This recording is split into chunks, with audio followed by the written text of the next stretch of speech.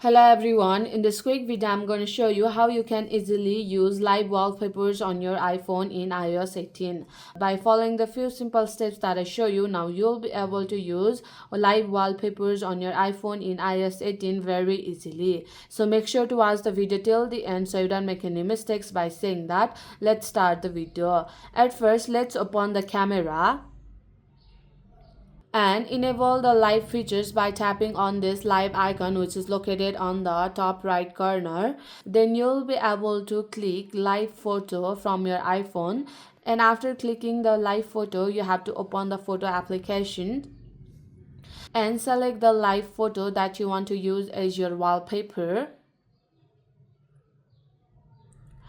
And to view your live photo you have to hold on to that photo, then you'll be able to see your live photo. And before setting your live photo as your wallpaper, let's edit your photo by tapping on this edit option and then tap on live.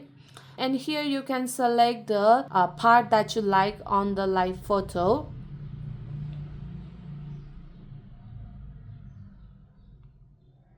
I'll select this part and tap on make key photo and then tap on done.